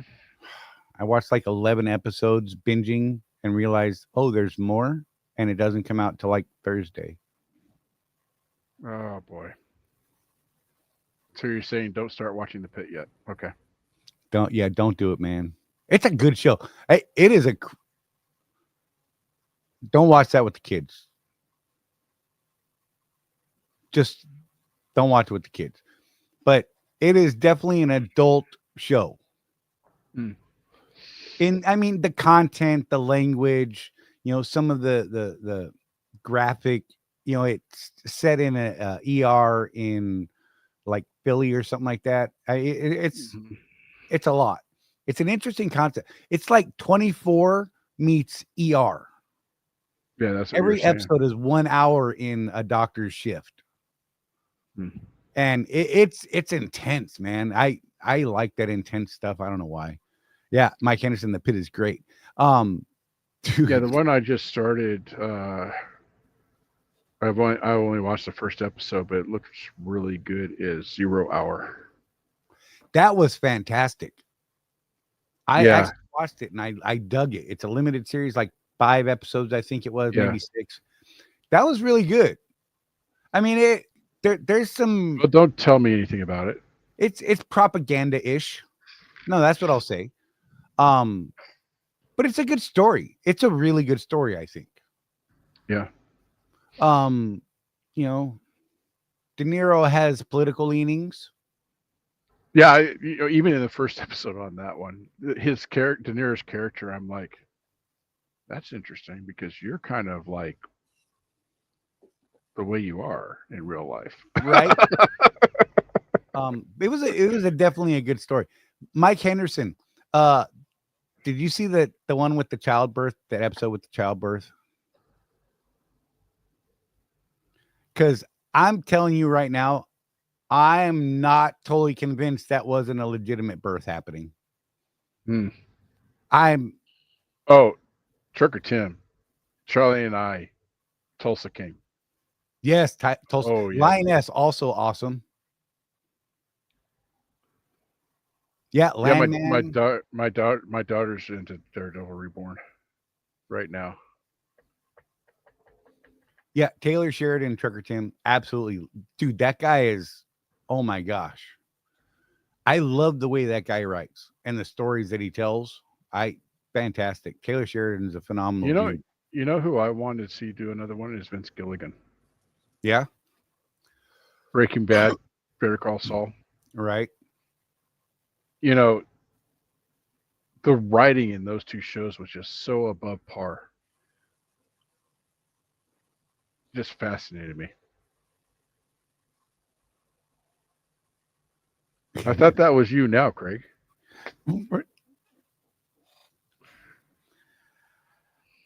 Jeff was driving through Tulsa earlier, and I'm like, hey, be careful, man. That's kind of a sketchy town, bro. Oh, you were talking about weather. I was about 40 miles east of St. Louis when those tornadoes hit there. Freaking middle of the night, I wake up to this. Right. Halfway through my sleep cycle. That was a tough day after and that. then he realizes the tornado warning message on his phone. Yeah, like afterwards. Yeah. Good times, man. Good times. Yeah, it actually said take shelter. Right. I'm like, oops. Hey, for anyone curious, Rosie is going with Yazzie to the Walmart. She'll be back soon. Sweet. That's just the random text that I got just now. You're welcome. Yeah, sadly, most Tulsa Kings filled in Oklahoma City, right? Funny. How many shows are like that though? It's It's where they get the tax breaks, man. Right. Yeah, and then it snowed. Exactly, Craig. Are we still talking about the weather, or are we back to Tulsa King? Those who don't know. Yeah, so like I'm in Vegas, right? And with my operation, I've been out for 2 weeks. I could just go home. And I actually thought about it, Charlie, because I'm sure you did. You're close. But it snowed like 6 inches last night, so I'm glad I didn't do that.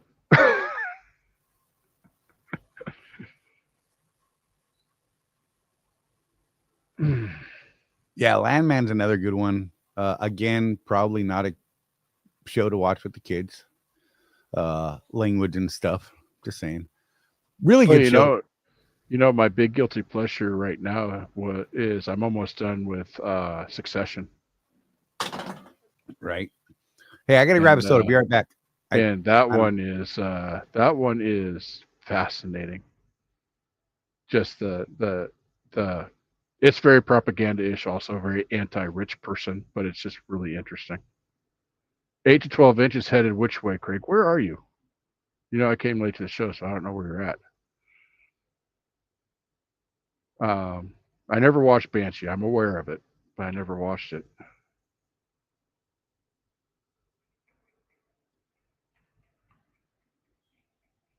Now, Billy Bob is one heck of an actor. I'm just going to put that out there. I've seen him do a lot of amazing things. Yeah, I dig that guy as an actor. Like, he's a talented dude. I don't know a lot about his personal life, but man, what a phenomenal actor that dude is. Well, when he was married to Angelina, they had vials of each other's blood around their necks. So that's right. I'm just saying, yeah. Kind of weird, kind of weird.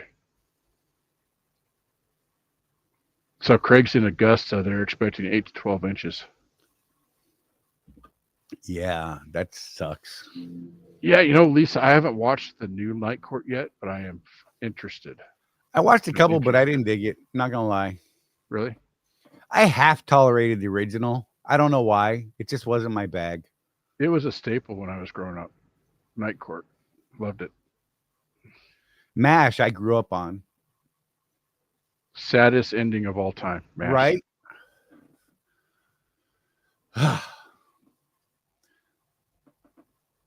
What's interesting is you go back and watch MASH now. Have you done that recently? Like, especially the first season. Yeah, it's been a while. You're like, right. I think we laughed about that back in the 70s, but I'm not sure I'm supposed to laugh at that now. Right. Very much. I know. I know the biggest example of what you're saying, right? Yes. Yep. Yep. They're the private that was their little manservant. Yep. Mm-hmm. and That was uncomfortable because I put it on for the kids because I'm like, oh, you gotta watch MASH. First episode, I'm like, oh, and the oh. I stop. Mhm. There was more, so much more, but it was the time, right? I mean, it was. I'm not saying it's right or wrong. I'm just saying it was the Well, time, like a lot of things, what they were doing was they were making fun of racists. right? You have to put it in the context. We Right. look at it and go, that's not funny. Well, it wasn't really funny then either. They were trying to make people aware of the racist Right. attitudes Right. and Right. make fun of it. So, comedy, one of the great things about comedy, and I understand, like Donna gets offended with certain comics, and I get it. But they're offensive on purpose because they're trying to get you to think about Right. this injustice in the world. Uh, And if they could get you to laugh about it, then it's easier to talk about it. And you look at shows like Archie Bunker, The Jeffersons, and things like that, that we go, oh, what racist shows? Yeah, but it got people to talk about racism.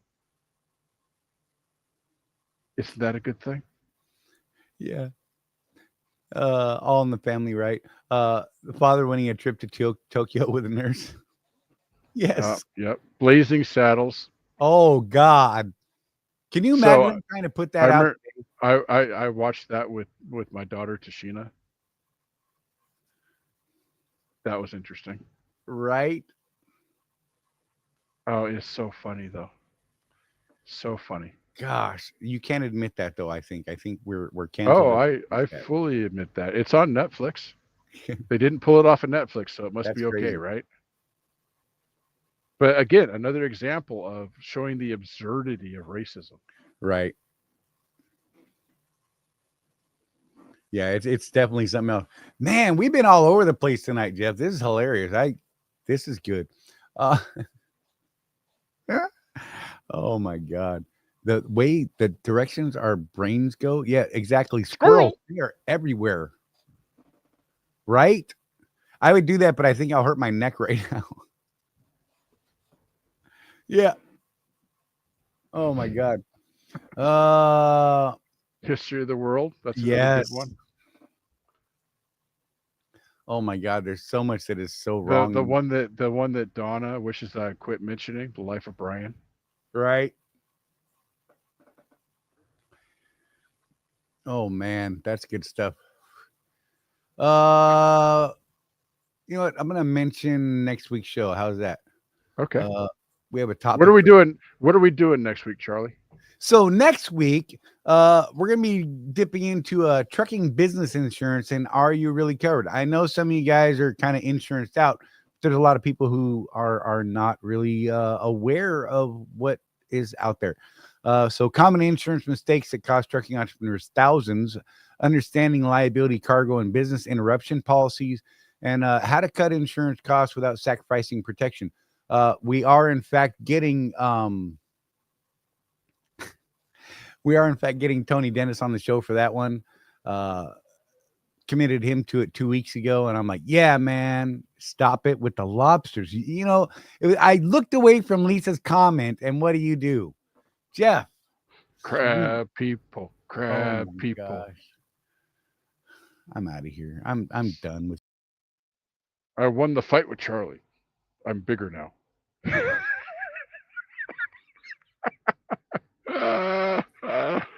Wait. Oh, I hurt my neck. Oh, nice. George Carlin. Oh, Lord, man. right? God, they would have filleted that guy today. Oh my gosh. Hey, Trucker Tim. So I decided to join a health and fitness program over the weekend, try to lose weight. So before it starts to become a problem, hopefully I can keep at it. I'd love to drop my weight from 255 to 200. Well, Tim, I'm glad for you, man. Try in butchered version of Master Yoda, do or do not. There is no try. You know, just gotta say, man. But good on you for taking the step. Now actually commit to the Yeah, fall. you know, Track your stuff. you know, even if you fall down, get right back up and try again. Just Right. the act of taking that step, you're going to be better off than most people. A lot of people There- don't believe it, but I was 300 pounds at one point, and I'm now down in that 190 range. So Yeah, so the first time I met Charlie, I didn't recognize him because I was going off of his Facebook profile, which is an old picture of him and Rosie, right. and that was during his heavier days. So that It's was fun. It's good. I've shown pictures before. It's funny, man. I was a chunky monkey. I'm just saying. It's a trip when I look back at it now. Now I'm actually too light. Over the last couple months, I've actually dropped down to like that 180, 185 mark, and it's not attractive to me. And you're like what, 6 foot or something like that? Yeah, 6'3". Yeah. See, I'm Yeah. 5'7", so It's not a good one. I love South Park. I just can't watch it when I'm home. Right. I was actually talking to Sheila about this. I watch a lot of shows that Donna would just hate while I'm out on the road. And so I'm probably going to have to give up my funny shows that I enjoy Right. so much. Maybe like watch them during lunch when she's not at the house or something. But I would absolutely never watch South Park around the kids. But man, do I get it. Man, I laugh so hard. 5'7.5", actually, Life on 18 Wheels. 5'7.5". When you're below 6 foot, that half inch is important. Calm down, Napoleon. You'll be all right. Don't make me. I was in the artillery. I could call a strike on you. Oh my gosh. That's just good stuff. 5'7". That's a little bit taller than Rosie. Yeah. Well, I am a couple inches taller than my wife, so we're both kind of on the short side, but we complement each other because we're both, neither one of us is a giant, neither one of us is a little person, so we're good. I love those couples. I think Rosie and I are pretty extreme, right? Yes, 'Cause you are. She's literally this tall. I mean, people ask me Dude, how tall. She's this tall. So when we were in Vegas the first time, you literally had your elbow on her head. Yes.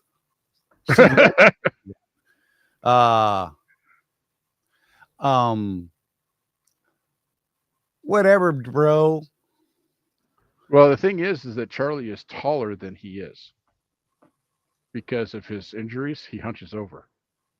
Yeah, I've seen him at full height, and for me, it's one of these things. But when he's hunched over because it's been all day, I don't know, like walking around Las Vegas, he starts hunching a little bit more throughout the day. We see more eye to eye by the end of the day. It's a True. thing. And I used to be 6'4".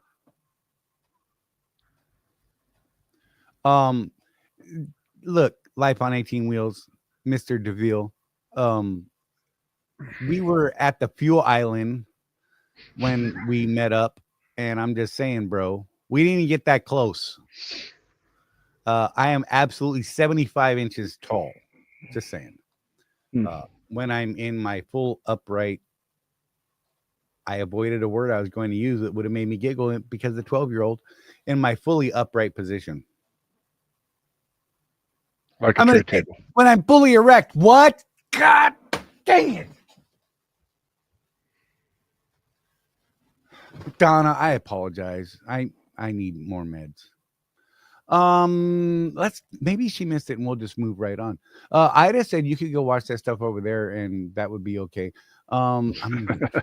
It's like I'm anticipating going home and Mama showing up and she knows what happened, right? Yeah. That's what's happening right now.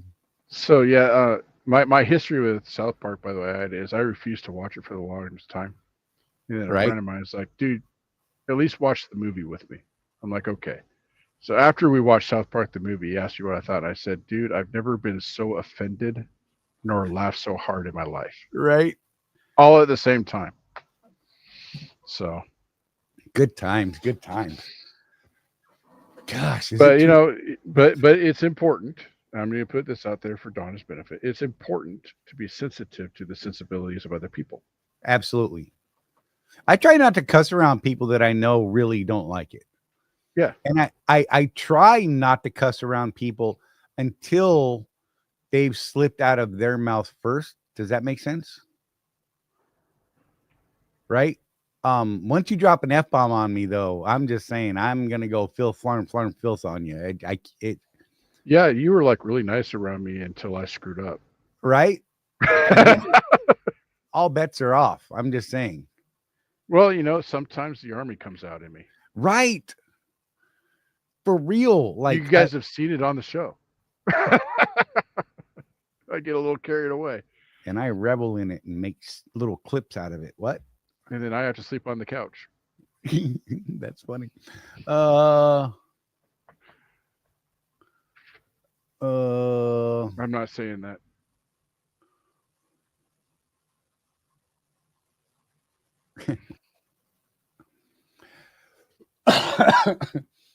Anyhow, man, this has been a really good show. Thanks, guys. It's funny the way that we get off on these weird little tangents and topics, man, and that's what I really like about this. What was I doing? I was gonna do something. I forgot what it was.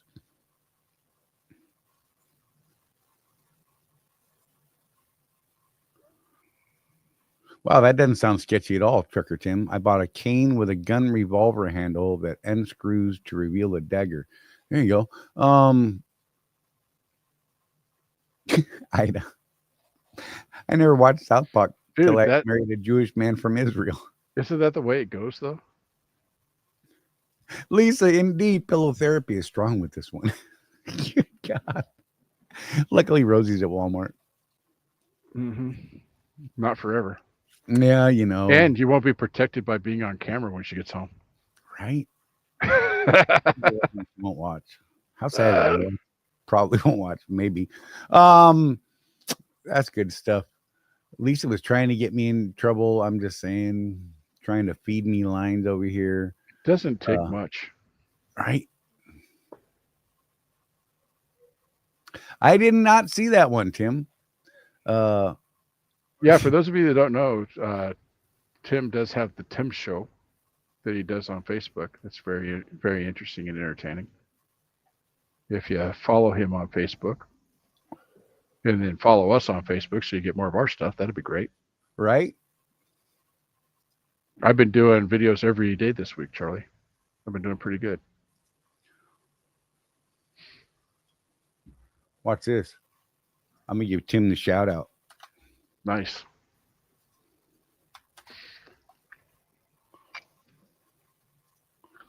You can catch him on Facebook right there. Just saying. Throw him a friend request or something. I like Tim. Tim's a churchy guy. I mean, and I don't say that in a negative way.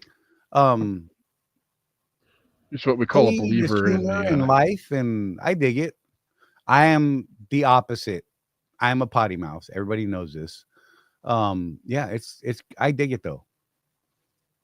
You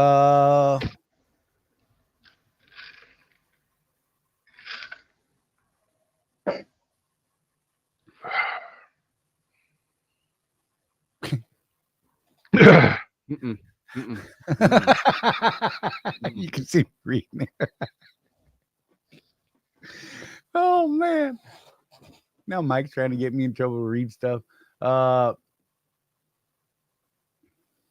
Yeah, much of his stuff is set to friends only, but some is public. You know what's funny is I have this, kind of private Facebook page, right? And I do everything publicly now. I just stopped hiding things. I'm like, whatever. Craig got to yes, Charlie talks dirty to me. Yes. And Craig is not a big cusser. No, he's not. And not judgy when I do cuss. Not at all. Nope. Craig has just kind of learned that I am me and I am the way that I am. And I try to be good sometimes. And other times when I'm fired up, there's no stopping it. Well, Craig's just a nice man all over. He's just a really laid back dude.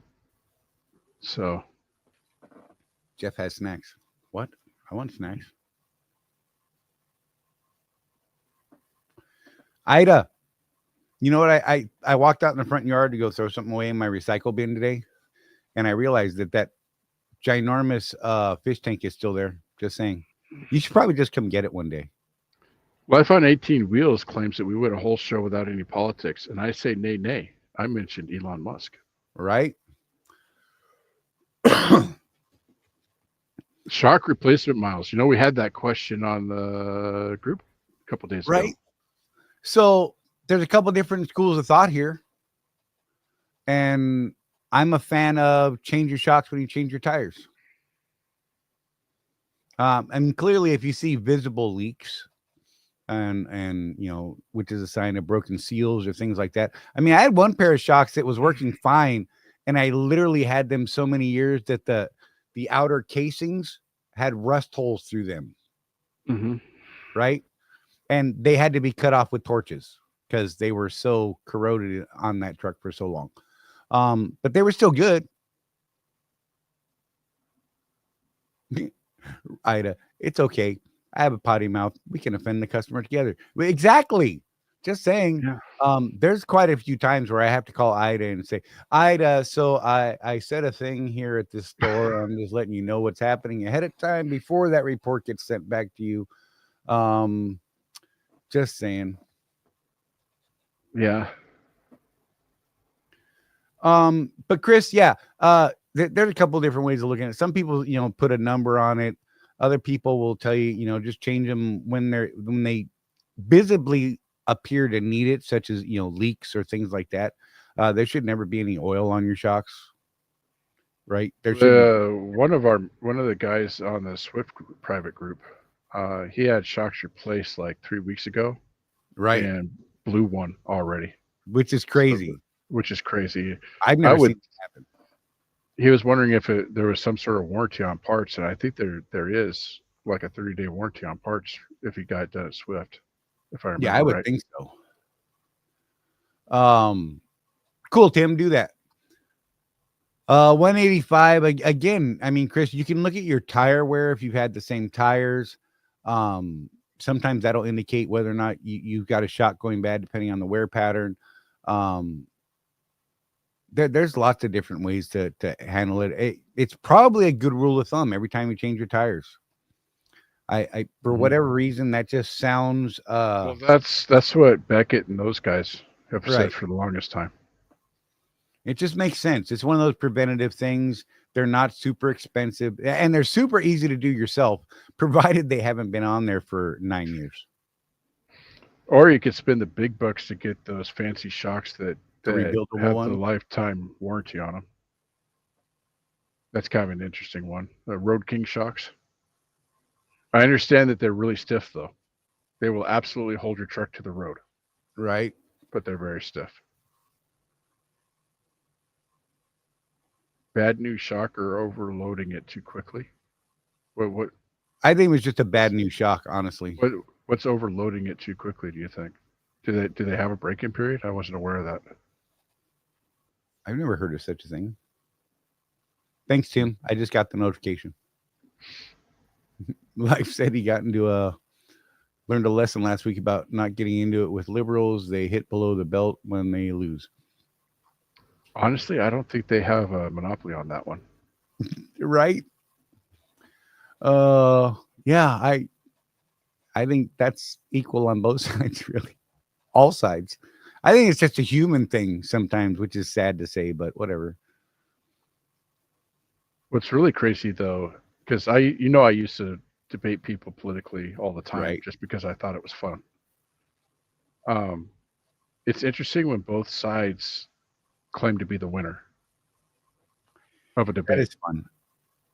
And it just comes down to what do you believe, right? I always find those ones entertaining because they get all ad hominem real quick, right? Both sides, and it's like, well, now you both lost because you're both hitting below the belt, so whatever, right? And Mike, you ain't lying, sir. It's funny. So here's what I think about debate, discussion, throw whatever word you want to throw on the front of that. You can have your opinion. There's nothing wrong with your opinion. Maybe. But it's yours. It's your opinion. But be open to an opposing opinion when it's presented in a manner that's logical and possible. I'm not saying, you just got to accept what someone says. But you should respect someone else's opinion, I think. That there are limits to that. Let's be real. Like I said, we're all human. And, if your opinion is that, all women are evil, I don't believe it. Right. You're not going to get me on your side. Yeah, I'm going to challenge that one. That's Go for it. No, I would challenge that opinion. Oh, right. That kind of blanket opinion. I've actually had some conversation with people in real life, face to face, where they were like, this is black and white. This is the way. And I'm like, I don't know, man. I kind of disagree. And here is why I disagree. My experience is this, and this. And this is how I worked through that situation. And in the end, this was the result. And have had some good conversations where, I wasn't swaying their opinion, but I did get them thinking, and they were open to the possibility that maybe their opinion is not the only one. Where it all seems to go wrong is when you're not open to a real discussion. Discussion is two sides or multiple sides. Well, and Charlie and I both are of the opinion you will not see us remove any of our comments on social media. Right. Even if we lost the argument, and it's clear that we lost the argument. And the reason is this concept of open debate and discussion. Right. How can you make up your mind if there's no context to the discussion? You have to see both sides. Right. And yes, I have lost debates, like clearly. Right. Lost debates. And I refuse to delete my comments because the people watching need to see the context. Right. I agree. And that's why we don't delete comments. And it drives us nuts when we're talking with someone, in a thread or something like that. And they get mad or they feel like they lost or whatever. And they delete everything that they said. And now Jeff or I look like we're lunatics. Yeah, it drives me nuts when I see Charlie is responding to a comment that is no longer available. Right? Come on, man. That's the worst, man. So Lisa says, yes, new shocks. I'll put it up. New shocks and struts typically have a short break-in period lasting a few hundred miles. I did not know that. It kind of makes sense, though, I guess.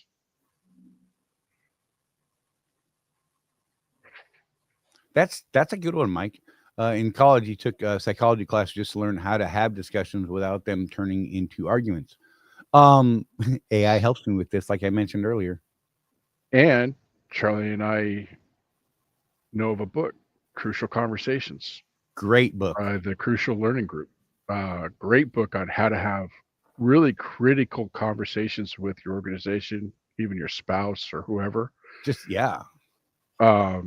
And framing the conversation in such a way to where everybody comes away understanding each other and with clear calls to action. Yeah, you don't even have to start off with agreeing with each other. You have to understand each other. We use it on each other sometimes. For real, it's funny.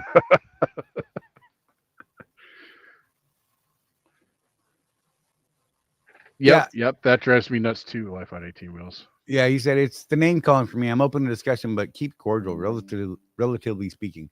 Yeah, it's definitely a trip.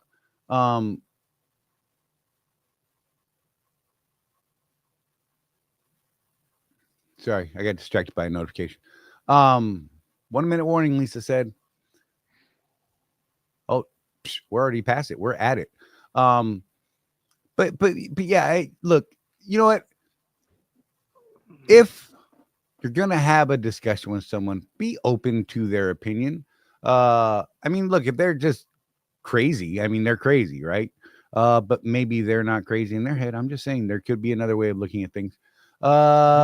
Jeff, what else we got going on that you can think of? I think that's about it, man. All right. My brain Um, hurts. I know, right? It's been a long day, and we appreciate you guys being here and hanging out with us. Seriously, we're gonna cut y'all loose and return you to your wild adventures. And if you're watching this on the replay and you have some questions or comments, put them down there in the comments below, and let's try and keep this conversation going. If you know someone who's thinking about making that transition into a fleet ownership or things of that nature, if you hear them mention it or something like that, hey, refer them to us, and maybe a link to this show. Give them a little bit of a taste as to what they might be looking at, that sort of thing. Trucker Tim said, I hope everyone has a safe and blessed week. Keep it between the ditches. Absolutely, you guys. Be careful out there. Jeff, final word. Keep that rubber side down, and remember, with no action, there is no traction. And take care of each other, you guys. There's no one out here looking after us but us. So look after one another. Don't just get your camera out when you see that guy struggling to get into a spot. Maybe make the offer to give him a little help. Then if they say, get out of here, Swift driver, get out of here, Sierra England driver, get out of here, Werner dude, Panther, then, get the camera out and let's make him famous. Just saying. You guys make you famous. Yeah, make you famous. We'll see you guys next week right here, Tuesday, 6 p.m. And what was the show? Dang it, Jeff. Insurance. We're gonna be talking insurance. Tony Dennis.